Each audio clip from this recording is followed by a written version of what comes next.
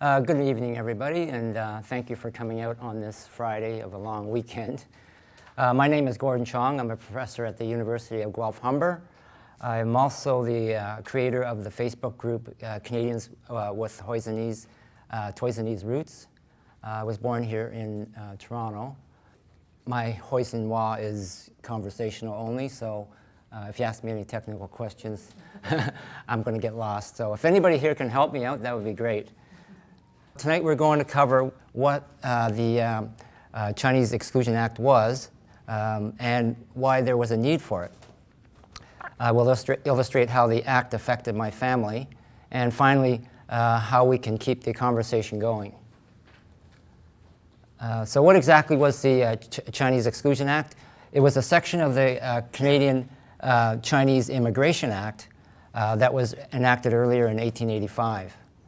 On July the 1st, 1923, the federal government of Prime Minister William Lyon Mackenzie King passed the Chinese Immigration Act of 1923, which was short-titled the Chinese Exclusion Act. Paragraph 8 of the Chinese Exclusion Act states that no person of Chinese origin or descent, unless he is a Canadian citizen, shall be permitted to enter or land in Canada. Very interesting wording. Because in 1947, there was no formal citizenship. The people that were here were British subjects. So it's interesting they actually called it Canadian citizen here, but I think what they meant was a British subject at the time. Okay, so why was such a racist act passed? Well, in order to answer that, we need to go back to Dominion Day, or as we know it, Canada Day, July the 1st, 1867, when the Dominion of Canada united Nova Scotia, New Brunswick, Ontario, and Quebec. That same year in October, the United States purchased Alaska from the Russians for $7.2 million US. The US also wanted to buy the colony of British Columbia so they can join Alaska to the rest of the US.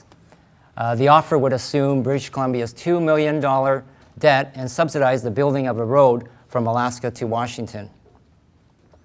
In 1871, they received another offer, and British Columbia agreed to join the Dominion on the condition that the Confederation would build a railway to join the east to the west within 10 years. 10 years goes by, and now the Canadian Pacific Railway is under a lot of political and time pressure to complete the construction of the railway. The American Railway is already finished. They finished it in 1869, and a lot of the Chinese workers came up to apply for jobs for the CPR. But the majority were recruited from the southern part of Canton, or as we know it today, Guangzhou, in the province of Guangdong. They also had a reputation for being hard workers and cheap. It's estimated that over 17,000 Chinese workers were employed by the CPR. The construction of the Canadian Pacific Railway was a massive engineering project that only took 4 years to complete. They laid down a total of 4,700 kilometers of track. You think about it today, the Eglinton East LRT, 18 kilometers, 14 years. This is going on 14 years now, 14 years. Maybe Metrolinx should recruit in Guangdong. That's right. Yeah. How many people here are related to somebody or know somebody that worked on the railway? Great, okay. Well, I think we should give them a hand because, in a sense, the Canadian Railway workers kept British Columbia from being part of the United States. Yeah.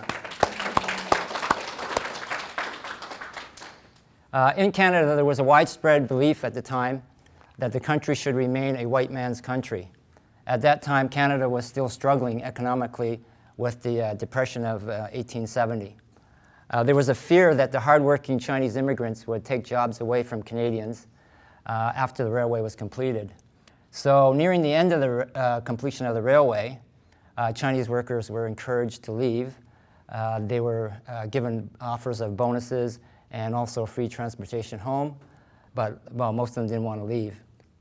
To discourage Chinese immigration, the Chinese Immigration Act was enacted by the government of John A. Macdonald on July the 20th, 1885, starting with the Chinese head tax. This required Chinese immigrants to pay a fee to enter Canada, which was set at $50 in 1885. This was the first piece of Canadian legislation that excluded immigrants on the basis of their ethnic origin. Later that same year, on November the 7th, the last spike was driven in to mark the completion of the Canadian Pacific Railway. The photo shows dignitaries and company men only. No Chinese were present, even though at the peak of the construction, Chinese workers made up 80 to 90% of the workforce. The $50 head tax didn't slow down the Chinese immigration, so the head tax was increased to $100 in 1901, and then again in 1903 increased to $500.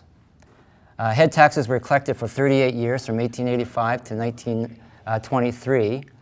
They collected $23 million from approximately 81,000 Chinese immigrants. The cost to build the Canadian Pacific Railway was approximately $25 million. So in a sense, not only did they work on the railway, they paid for it. $500 was about 2 years' wages for a Chinese labor, and also very impossible for villagers to raise at the time.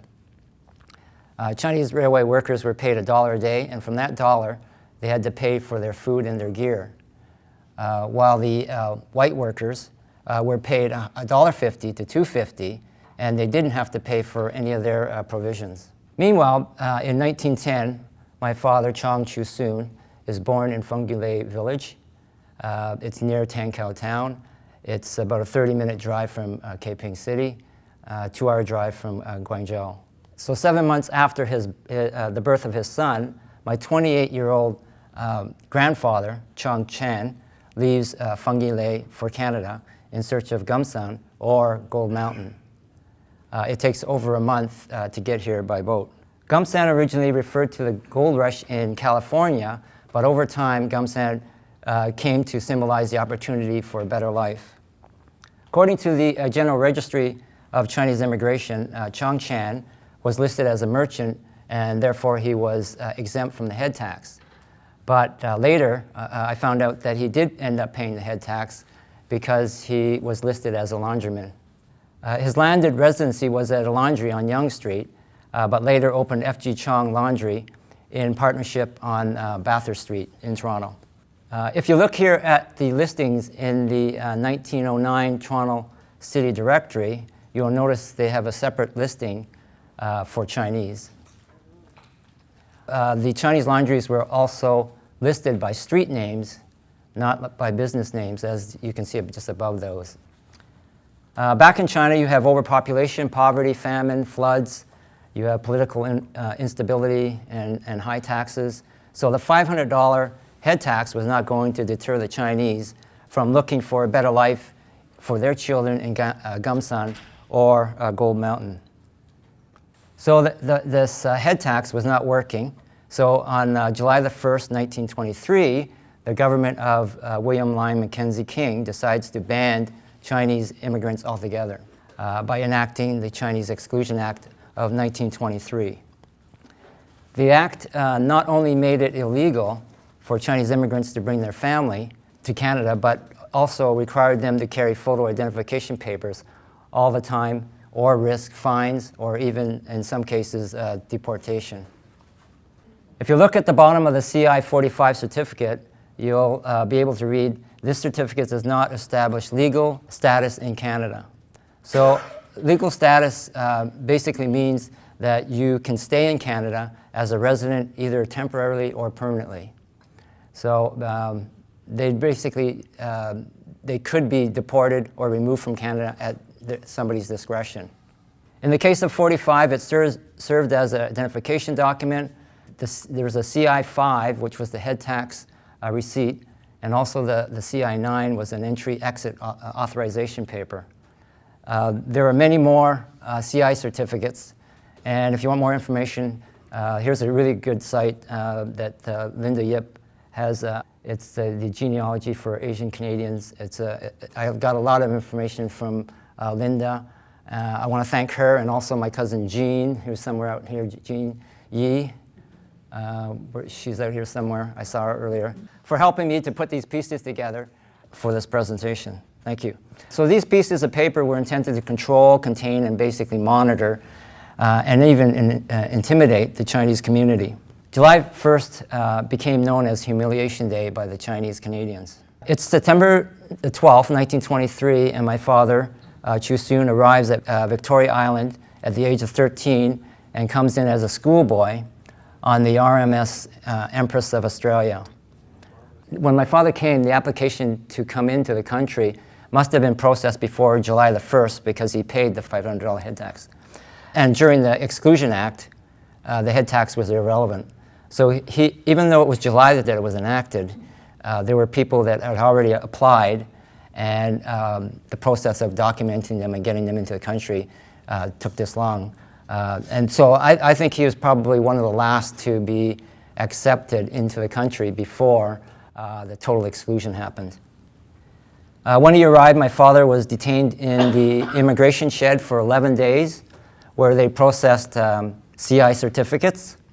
They checked for his health, and they also waited for the $500 head tax to clear. It was called a pig house because people were locked up like pigs in a shed. They stayed in an open room with no privacy and at least a dozen other people with them. After being processed and endorsed, my father was issued a CI-5 certificate. This must be carried with them at all times as for identification. Only one original certificate was ever made and was held by the person to whom it was issued. This again marginalized the Chinese and made them feel like second-class citizens. There's a lot of information on the CI-5 certificate. You can see it up there. It's 1924, and my grandfather travels back to the village to see his wife. And possibly at that time, what I think is he was there also to find a bride for my father, who was 14 at the time. So to leave Canada, my grandfather had to apply for a special entry C I-9 certificate. These were very difficult to obtain, and they had a strict 2-year limit on them. If you stayed away longer, you could be denied re-entry. I've seen records of people that didn't return in time and were not allowed back in the country, and they had to wait till actually after the exclusion period to actually reapply to get in. So grandfather returns to Canada 10 months before expiry, just to be on the safe side. 4 years later, in 1928, my father travels to Fengilei to marry Lai Jin. Her English name is Jean. I guess they derived that from Jin. And she's a Chow, which is a Jew, from a village, Yantang Li, which is a 15-minute bike ride away from where my father's village was. So back then, there was not a lot of traveling. People weren't very mobile. They usually married people locally. So if you find your father's village or your grandfather's village, you usually find their spouse village very close in the area. She was 17, a year younger than her husband at the time. Marriages were typically arranged by parents or matchmakers, often with the help of a fortune teller who would assess the compatibility of the couple based on their birth dates and astrological signs. CI-9 has a 2-year limit, so my father has to leave. Because of the Chinese Exclusion Act, he has to leave his pregnant wife behind. Best what my father can do is to send letters and money back to my mother. 7 months later, my mother gives birth to a son. My father is 8,000 kilometers away in Canada. In 1933, separated for 3 years, my dad returns again to China, meets his son for the first time. He is 2 years old. While there, a daughter is born 18 months later. So this time he's present at her birth. When baby Susan is 7 months old, he returns to Canada 1 month before the 2-year deadline. 1937, there's talk about the Japanese invading China.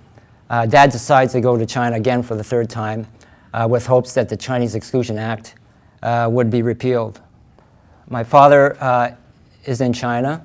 The Japanese attack the Marco Polo Bridge, which is near Peking, which is Beijing, which triggered the Second Sino-Japanese War. A second daughter is born 10 months later. Now he's getting better at it, I guess. It's down to an art for him now. The Japanese go on to capture the capital of Nanjing and now are moving south, and they're trying to cut off the Chinese supply routes to the north. My dad decides to leave China at that time. A new baby, Judy, is just 2 months old. Dad arrives back in China in June 1938.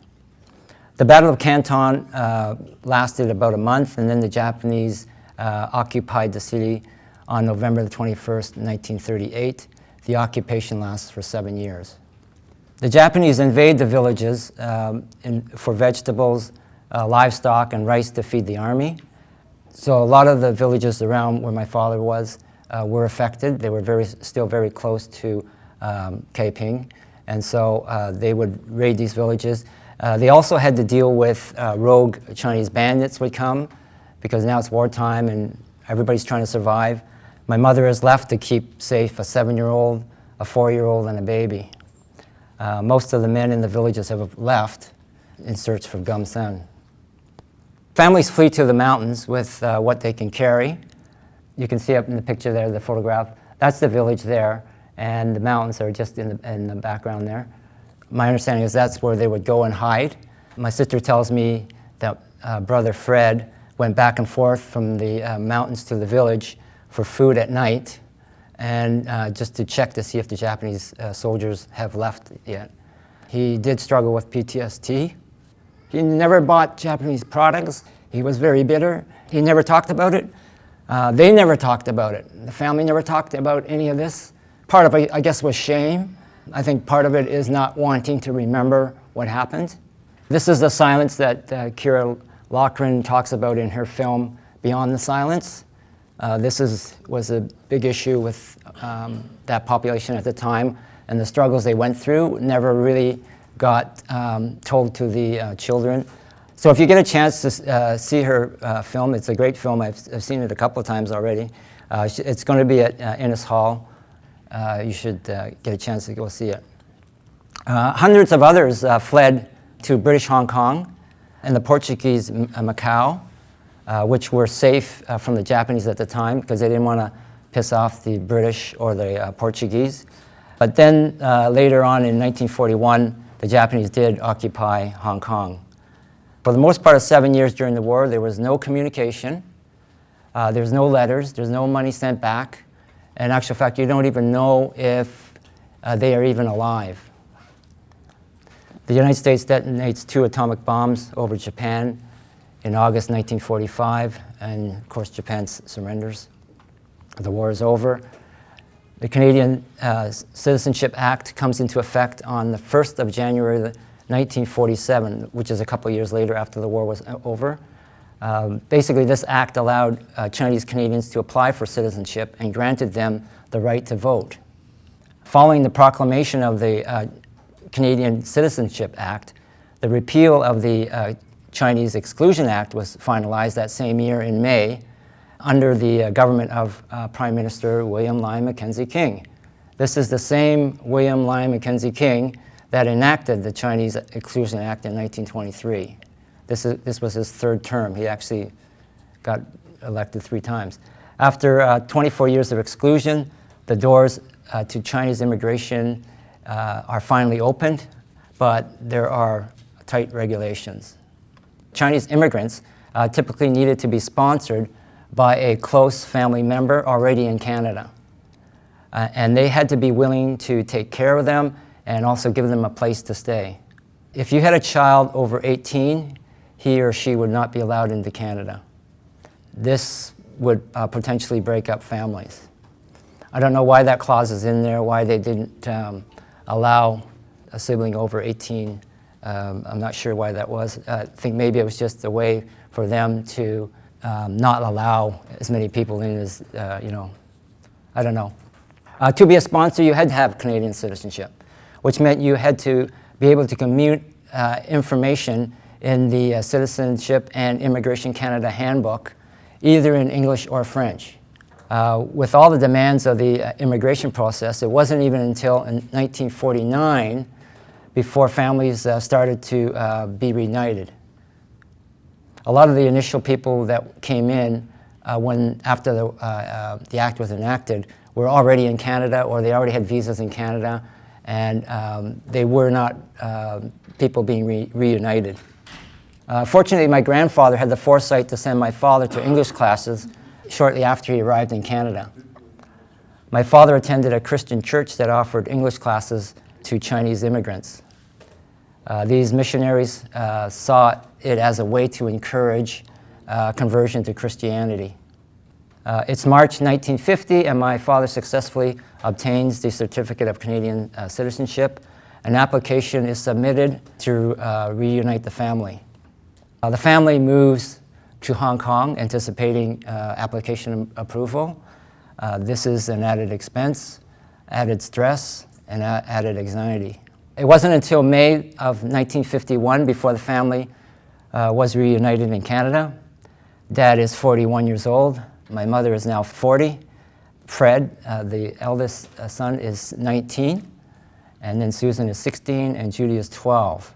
Judy was only 2 months old when she last saw her dad. It's been 13 years since the last time the family was even together.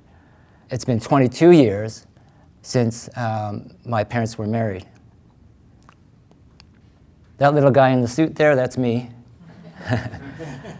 Dad and Mom went on to have a successful wholesale laundry business. They had 5 more children in Canada, making it a total of 8. Mom's last pregnancy was at 46, which was at the time very risky and dangerous. Today they have 22 grandkids and 33 great-grandkids.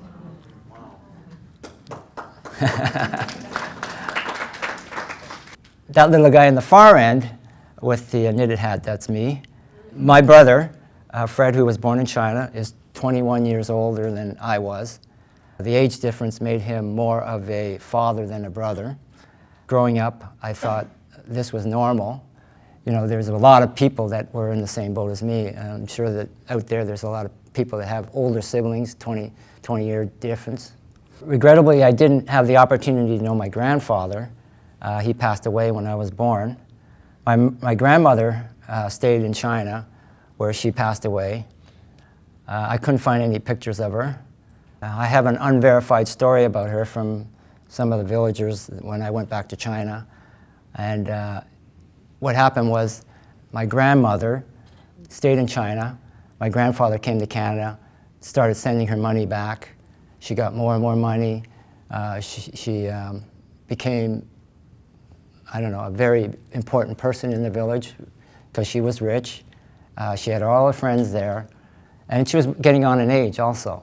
So it was very hard for her to come to Canada. So she decided that she wasn't going to come to Canada. So my grandfather decided he would remarry and bring somebody else to Canada, that it was his second wife. My parents passed away when my children were babies, and they never got to have grandparents to spoil them. As we all know, grandparents are important to young children. That part of their lives was taken away by the Chinese Exclusion Act. We were very lucky that my father was able to get his Canadian citizenship to apply for the immigration of the family, but it remained difficult for other Chinese due to tough qualifications and requirements. In 1957, Jean Lum was the only woman among 40 delegates to meet with Prime Minister John Diefenbaker to advocate for changes to immigration and to lift the family reunification restrictions. On June the 22nd, 2006, Prime Minister Stephen Harper delivered a formal apology in the House of Commons. $20,000 in redress was offered by the Government of Canada to families with surviving head taxpayer or with a deceased head taxpayer with a surviving spouse, provided the surviving spouse had not remarried. But my mother and father had passed away in 2006, so with the majority of the head taxpayers couldn't collect. 800 people, less than 1% of all affected head taxpayers were even eligible. There was a strict deadline of 18 months to spend the redress money, and when the deadline approached, the Canadian government repossessed the remaining money. $500,000 was not used and was put back into the government funds. Maybe they could have widened this program a bit more when they found out that not a lot of people actually could get approved. You got to remember that $23 million was collected. It basically was a photo op for Harper. In June of 2023, I was invited to the National Remembrance event to commemorate the 100th anniversary of the passing of the Chinese Exclusion Act. It was live streamed from the Senate building. The Chinese community hosted viewing parties in workplaces, homes, and in restaurants. A song for the paper children was written to commemorate the centenary of the Chinese Exclusion Act. It was performed by poet Christopher C. in the Senate. His ultimate message to Chinese Canadians is to be proud. There's the Chinese Canadian Museum, which is in Vancouver. If anybody gets a chance to go there, there's a huge display there. Luckily, it is now permanent. Hopefully, it'll stay that way. Arlene has written a whole bunch of books that you can check out. She's got a special 4-book bundle on right now. As I mentioned before, Kira Laughlin's got her film happening this, I guess it's next week, Paper Trail. All these people are trying to keep this conversation going. There's a magazine called Kayak. It's geared for children, and it's great. It has all these cartoon characters of what happened and everything, and it's a great magazine, and they're doing a lot of good work too. And basically, what I'd like to see is I'd like to see it in Canadian textbooks. If we can get it into the Canadian textbooks and teach the kids when they grow up that this was part of the Canadian history, I think that would help a lot.